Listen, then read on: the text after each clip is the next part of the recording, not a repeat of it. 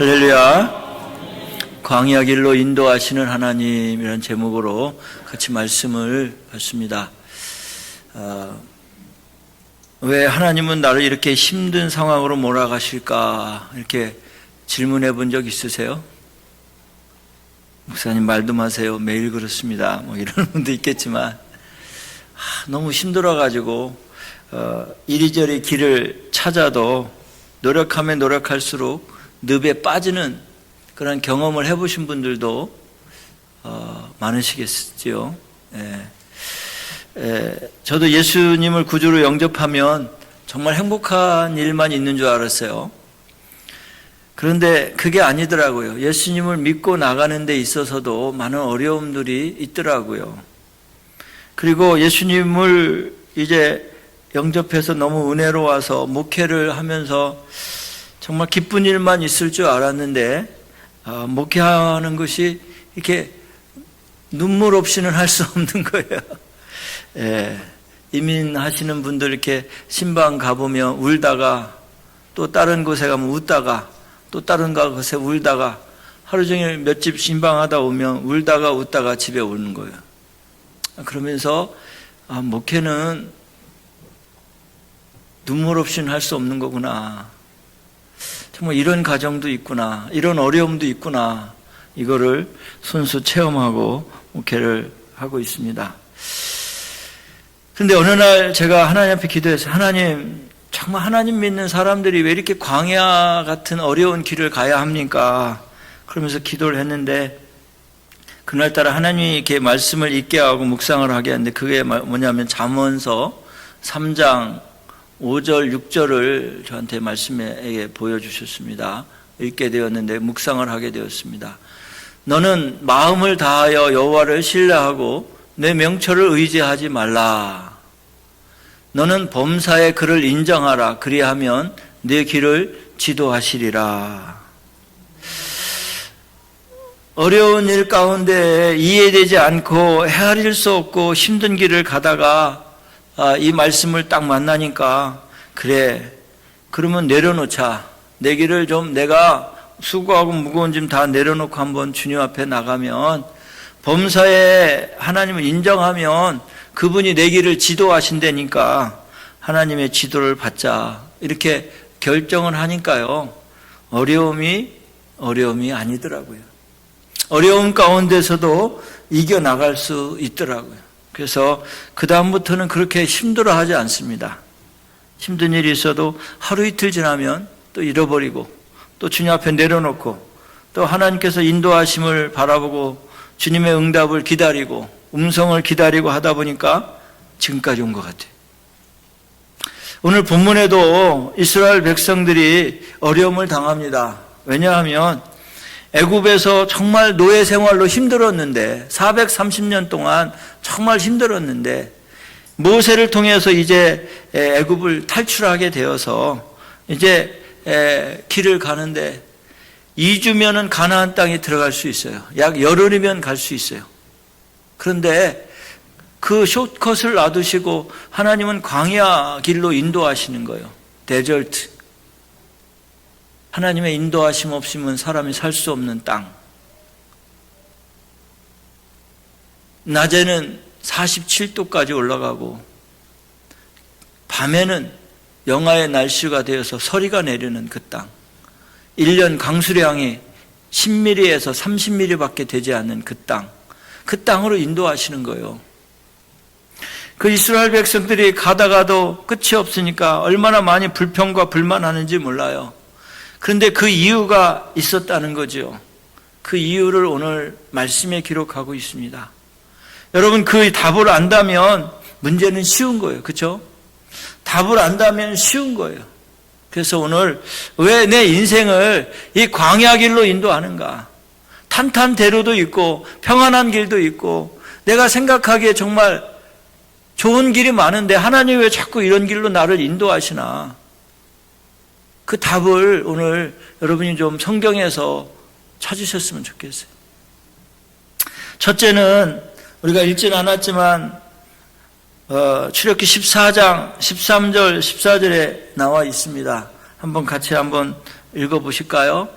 모세가 백성에게 이르되 너희는 두려워하지 말고 가만히 서서 여호와께서 오늘 너희를 위하여 행하시는 구원을 보라.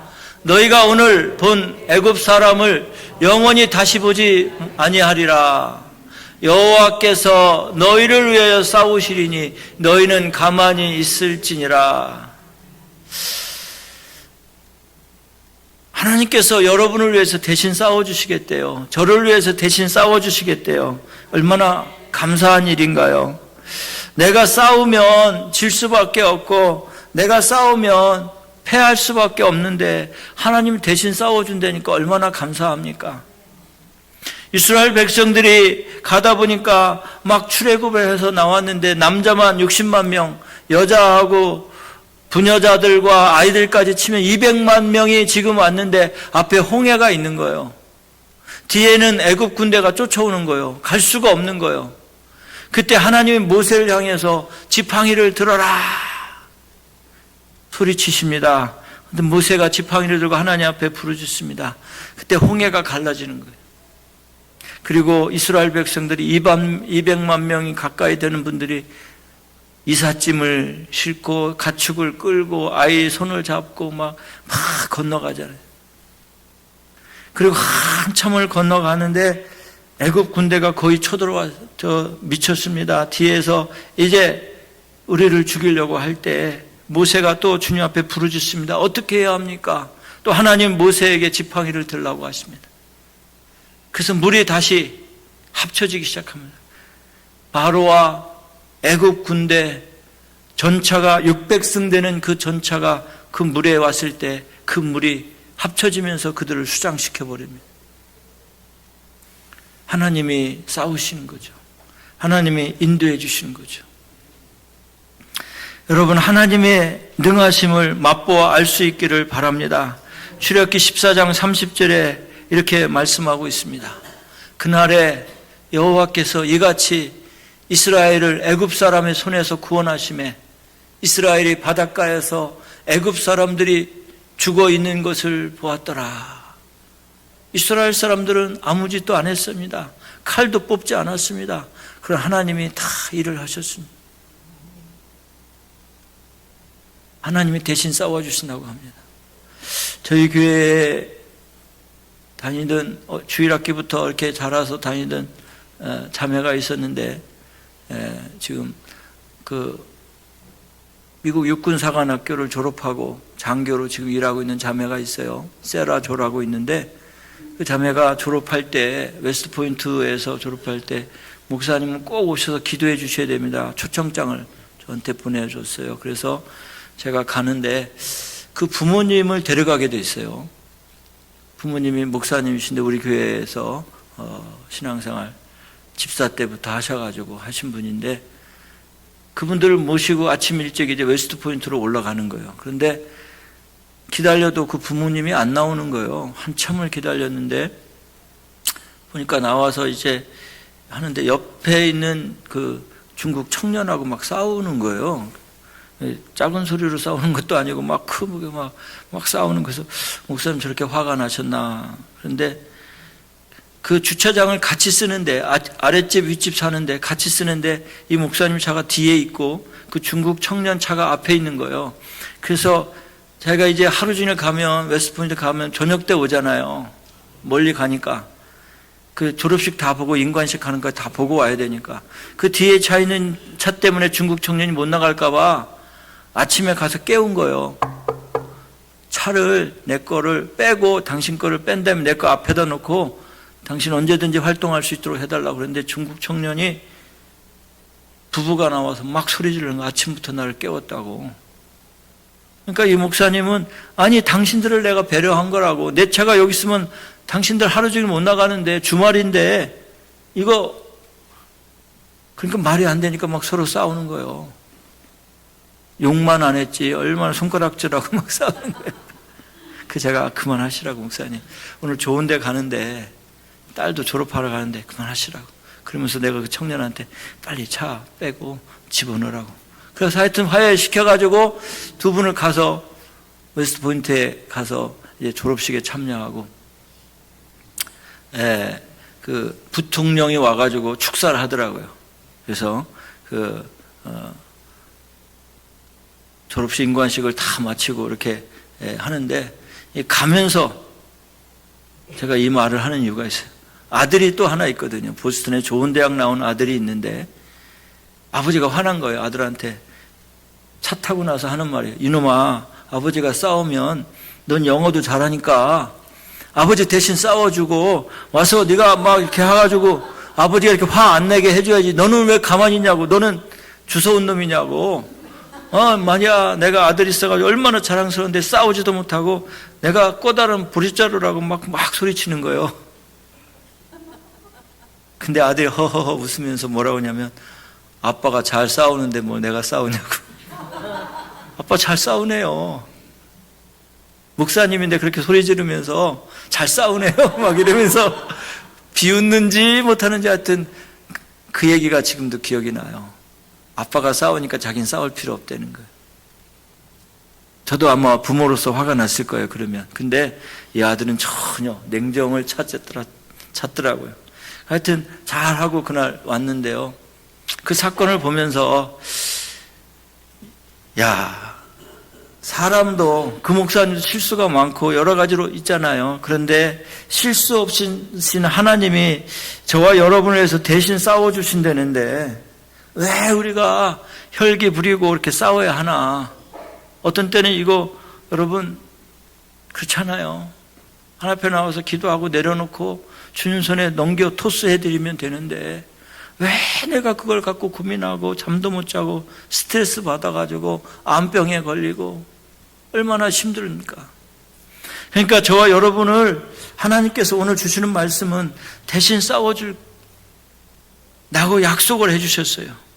그래서 여러분 신앙생활 할 때 저는 신앙생활을 얼마나 많이 하나님 앞에 내려놓느냐, 얼마나 많이 하나님을 의지하느냐, 얼마나 하나님 앞에 내려놓느냐, 그거예요. 애굽 사람들을 수장시키신 하나님, 너희들이 오늘 본 그들을 다시는 보지 못하리라 말씀하셨어요. 왜? 하나님 대신 싸워주셨으니까. 여러분 순간순간 여러분은 어려운 일을 많이 만날 겁니다. 인생의 여정이 그렇게 만만치 않잖아요. 이민생활도 마찬가지예요. 그러나 그 가운데 하나님을 얼마나 내가 따라갔느냐, 얼마나 말씀에 순종했느냐, 얼마나 여러분 어려운 일들을 내려놓았느냐, 그것에 따라서 여러분의 인생이 달라진다는 것입니다. 시편 103편 2절에서 5절을 보면 이렇게 말씀합니다. 시편 103편 2절에 보면 내 영혼아 여호와를 송축하며 그의 모든 은택을 잊지 말지어다. 그가 내 모든 죄악을 사하시며 내 모든 병을 고치시며 내 생명을 파멸해서 속량하시고 인자와 긍휼로 관을 씌우시며 좋은 것으로 내 소원을 만족해 하사 내 청춘을 독수리같이 새롭게 하시는도다. 여호와는 우리의 피난처고 우리가 쉴만한 요새고 우리가 의뢰하는 하나님이신 줄 믿으시기를 바랍니다. 우리가 살아가면서 여호와 니시의 하나님을 경험하시기를 바랍니다. 여호와 이레의 하나님을 경험하시기를 바랍니다. 여호와 샤파의 하나님을 기억하시기를 바랍니다. 여호와 샬롬의 하나님을 믿으시기를 바랍니다. 아도나이의 하나님, 엘샤다이의 하나님, 전능하신 하나님, 여러분과 함께 하시는 하나님을 기억하시기를 바랍니다. 병을 고쳐주시고 가난을 물러가게 하시고 악한 마귀와 사탄의 괴계에서 그들을 멸하시고 우리를 구원해 주실 그분을 믿고 나가시기를 바랍니다. 이스라엘 백성들이 광야에서 그 하나님을 믿지 못하면 살아갈 수 없습니다. 그래서 그 광야 대절투로 인도하신 것입니다. 저와 여러분이 어렵고 힘들지만 주님을 의지하고 살아간다면 그게 더 좋은 거 아니겠어요? 그래서 여러분을 광야로 인도하시고 저를 광야로 인도하시는 줄 믿으시기를 바랍니다. 내가 대신 싸워주시겠다는 그 말이 여러분의 가슴에 박히기를 바랍니다. 두 번째로 나를 광야로 인도하신 이유가 오늘 19절에 나와 있습니다. 19절 같이 보십니다. 모세가 요셉의 유고를 가졌으니 이는 요셉이 이스라엘 자손으로 단단히 맹세하게 하며 이르기를 하나님이 반드시 너희를 찾아오시리니 너희는 내 유고를 여기서 가지고 나가라 하였음이더라. 무슨 말이냐? 이스라엘 백성들이 야곱과 그의 12 아들과 같이 요셉이 있는 고센 땅으로 갔잖아요. 약 70명이 처음에 이민 갔잖아요. 그래서 많은 세월을 살았어요. 요셉도 죽었습니다. 요셉을 알던 왕도 죽었습니다. 그들이 그들을 노예로 부려먹기 시작했습니다. 그런데요, 요셉이 죽기 전에 후손들에게 유언을 했습니다. 아브라함의 하나님, 이삭의 하나님, 야곱이 하나님 나에게 약속하신 그 가나안 땅을 너희들이 갈 것이다. 갈 때 내 유고를 가지고 가라. 오래전의 언약의 말씀, 약속의 말씀이에요. 이스라엘 백성들이 이 유고를 가지고 광야를 갔다는 것은요, 하나님을 의지했다는 것, 약속을 믿었다는 것, 언약을 의지했다는 것입니다. 우리 인생을 살아갈 때 아무리 어렵고 힘든 생활을 간다 할지라도 어떤 약속이나 미래의 축복이 보장되어 있다면 여러분 힘을 낼 수 있잖아요. 결혼하는 커플이 이제 결혼식을 거두기 전에 또 양쪽이 반대할 수도 있고 혼사 마련하다가 싸울 수도 있고 어려움이 있잖아요. 근데 그들이 결혼 약속을 했고 그 이제 행복한 가정을 꾸린다고 약속했기 때문에 그런 과정의 어려움들을 잘 겪고 결혼식을 하잖아요.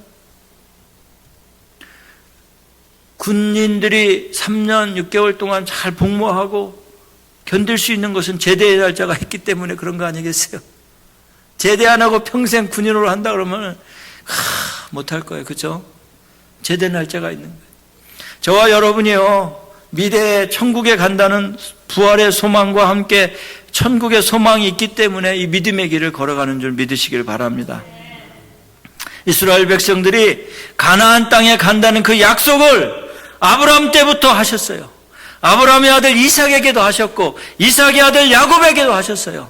야곱의 아들 요셉에게도 했습니다. 그래서 오늘 그들은 요셉의 유고를 가지고 가나안 땅에 가는 거예요. 언약이라는 말은 참 중요합니다. 이 카버넌트라는 말, 약속, 프라미스라는 말은 꼭 지킨다는 거예요. 그런데 그 약속을 한 사람에 따라서 그 약속을 믿든지 안 믿든지 여러분 결정해야 돼요. 전능하신 하나님의 이스라엘 백성들에게 약속하신 이 언약, 이 약속은 변개하지 않습니다. 100년이 흐르고 200년이 흐르고 300년이 흐르고 400년이 흘렀는데도 그 약속은 유효했고 그 약속을 믿고 유고를 가지고 갔다는 것은 그 언약을 의지했다는 것입니다.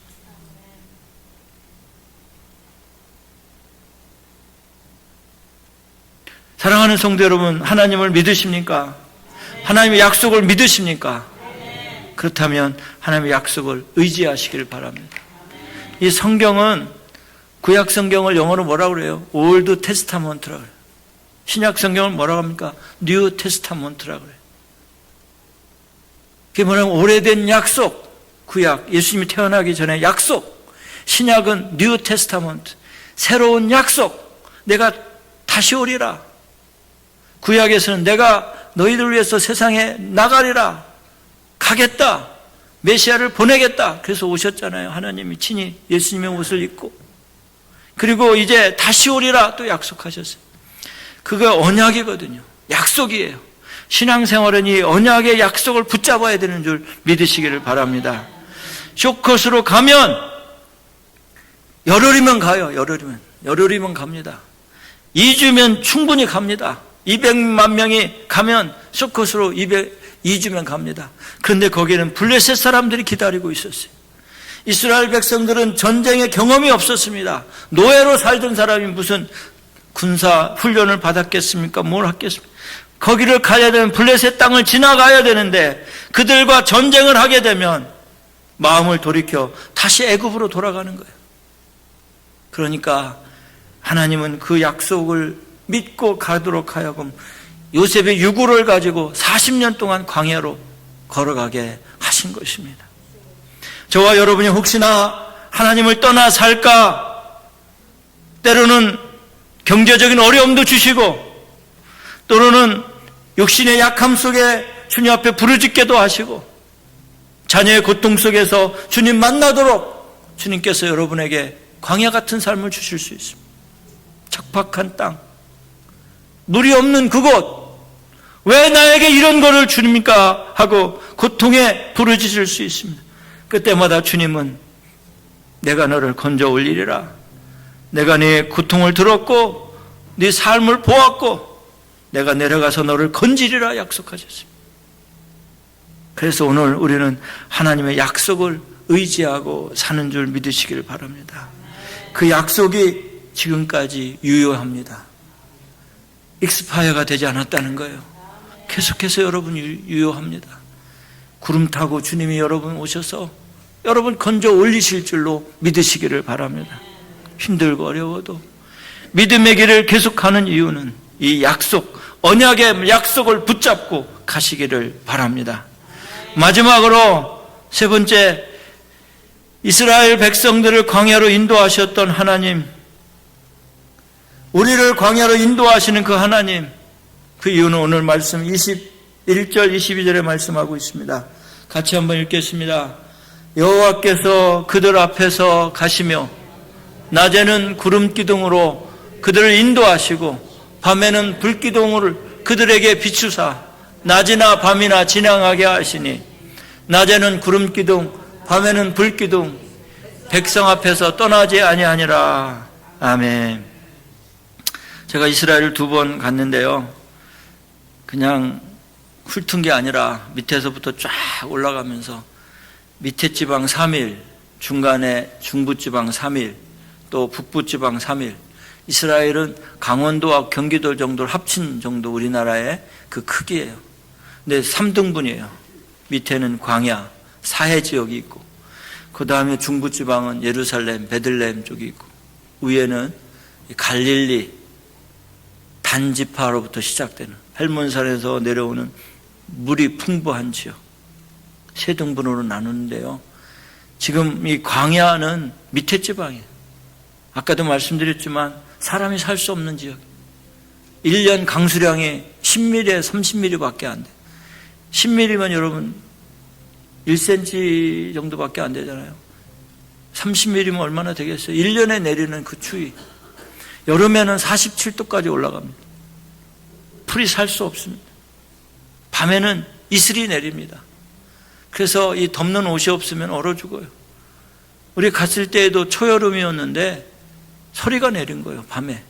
서리는요, 영하 기온에 내리는 거예요. 밤새 영하였던 거예요. 그러니까 거기는 사람이 살 수 없는 지역입니다. 그런데 하나님께서 이스라엘 백성들을 사랑하셔서 그 임재를 경험하게 하기 위해서 낮에는 그 뜨거운 태양 빛을 차단해주는 구름 기둥으로 막아주신 거예요. 밤에는 그 추우니까 불기둥으로 백성들 앞에서 따뜻하게 해준 거예요. 하나님의 임재를 하신 거예요. 날마다, 하루도 아니고 40년 동안. 그래서 이스라엘 백성들이 신이 해하지 않냐고 발이 부르트지 않았다고 그랬어요. 옷이 해하지지 않았다고 그랬어요. 얼어 죽는 사람 성경에 안 나와 있어요. 뜨거워서 타 죽은 사람 안 나와 있어요. 가끔 나온 거는 하나님을 대적해서 불순종해서 질병에 걸리고 하나님이 치신 적은 있어요. 그러나 얼어 죽었다거나 뜨거워서 타 죽었다는 말은 없어요. 날마다 하나님의 임재가 함께하는 곳, 하나님의 임재를 경험하지 못하면 살지 못하는 곳, 그것으로 인도하는 이유는 하나님의 살아계심을 믿으라는 거예요. 너희들이 애굽에서 이방신을 섬기고 우상을 섬겼던 너희들이 내가 너희를 인도한 전능한 하나님이라는 것을 가르쳐주고 그 임재를 경험하도록 광야로 인도하셨던 것입니다. 여러분, 한번 묻고 싶습니다. 여러분, 정말 내가 편하게 살고 있는데 하나님의 임재를 경험하고 살고 싶습니까? 아니면 광야길을 가고 있는데 날마다 하나님의 임재를 경험하고 살고 싶습니까? 네, 한번 대답해 보세요. 내가 편안하게 지금 너무 좋아. 근데 하나님이 나와 함께 하는지 난 잘 모르겠어. 근데 내가 너무 힘들어요. 근데 날마다 하나님의 임재를 경험하고 있어요. 어느 것을 여러분 택하시겠어요? 일부 예배는 막 빨리 대답하던데 여러분 아직 생각을 많이 하셔야 되나요? 네. 저 정말입니까? 맨날 고통이 와도 괜찮아요? 광야 길을 가도 괜찮아요? 그 마음 변치 않기를. 여러분, 정말 하나님의 임재가 있으면 견딜 수 있습니다. 아무리 편하고 좋은 땅이라도 하나님의 임재가 없으면 그것은 벌써 하나님이 젖혀놓으신 거예요. 그러나 내 삶이 광야길이고 힘들고 날마다 긴장하지 않으면 살 수 없는, 먼 걱정 하면서도 주님 때문에 내가 살고 있습니다 하고 고백하는 삶이라면 하나님의 임재를 경험하는 거예요. 사무엘하 23장 31절 35절을 한번 같이 읽어보도록 하겠습니다. 사무엘하 22장 31절. 하나님의 도는 완전하고 하나님의 말씀은 진실하니 그는 자기에게 피하는 모든 자에게 방패시로다. 여호와 외에 누가 하나님이며 우리 하나님 외에 누가 반석이냐. 하나님은 나의 견고한 요새시며 나를 안전한 곳으로 인도하시며 나의 발로 암사슴 발같게 하시며 나를 높은 곳에 세우시며 내 손을 가르쳐 싸우게 하시니 내 팔이 놋활을 당기도다. 다윗의 고백입니다. 하나님을 만난 것이 안전한 곳이라는 거예요.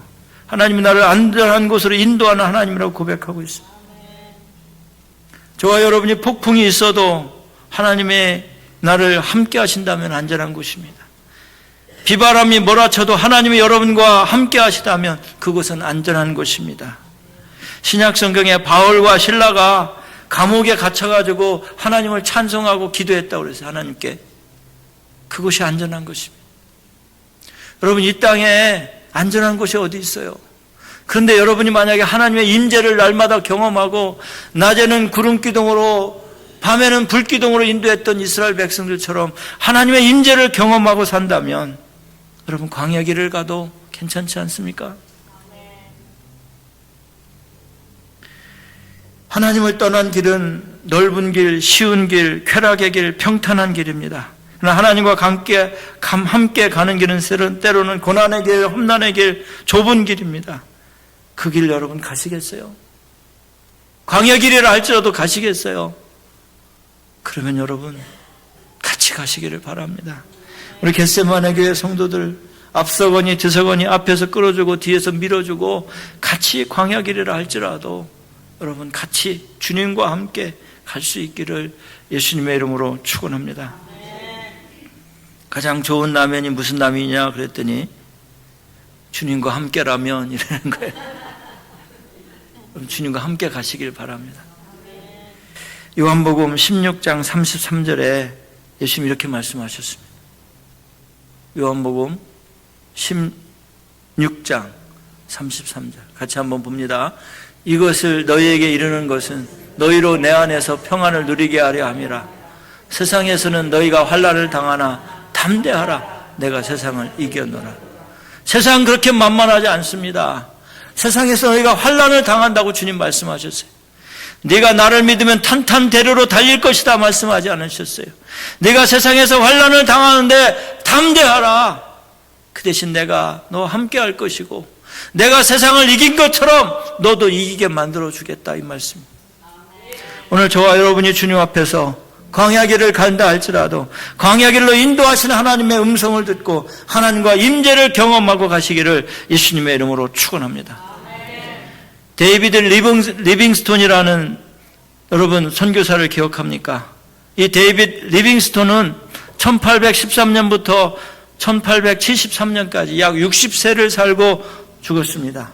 그분은 아프리카에서 복음을 전하다가 선교사로, 탐험가로, 의사로 16년간 아프리카 선교사로 일하다가 조국 영국에 일시 귀국했습니다. 글라스고 대학에서 그를 명예법학 박사 학위를 수여하는데 그 영웅적인 수고와 헌신으로 위로했습니다. 그런데 명예박사는 사실 말이 명예박사지 많은 사람들이 조롱합니다. 저 사람이 뭐 했길래 명예박사를 주냐 막 그랬어요. 여러분 정치가도 막 명예박사 막 받잖아요. 근데 그 박사를 받을 때 많은 사람들이 사실은 조롱합니다. 근데 이 리빙스톤이 이 선교사가 받을 때는 아무도 조롱하지 않았다는 거예요. 왜냐하면 그가 병색의 모습으로 잠시 영국에 귀국한 거였거든요. 이미 심한 발열이 그의 몸을 휩쓸고 있었고 풍투병으로 고생했고 육체는 망가질 대로 망가졌고 팔은 밀림에서 사자에게 습격당해서 그냥 덜렁덜렁하는 이렇게 그런 상태로 구국에 와서 명예박사를 이렇게 초라한 모습으로 받으니까 사람들이 조롱한 사람이 아무도 없었어요. 그런데 사회자가 얘기합니다. 오늘 이 명예박사를 받은 리빙스턴은 이제 이 행사가 끝나면 다시 아프리카로 돌아갈 것입니다. 많은 사람들이 생각했어요. 그 몸을 가지고 어딜 가냐고. 병실에 누워 있어도 지금 시원찮은데 그 몸을 가지고 무슨 또 아프리카 저 오지로 가냐고 했을 때 리빙스턴은 이렇게 얘기합니다. 그래도 나는 가야 합니다. 마태복음 28장 20절에 내가 너희에게 분부한 모든 것을 가르쳐 지키게 하라. 볼지어다 내가 세상 끝날까지 너희와 항상 함께 있으리라 하시니라. 그렇기 때문에 나는 하나님의 임재 속에 하나님의 약속 붙잡고 다시 아프리카로 떠나가야 합니다. 그리고 그는 아프리카로 갔습니다.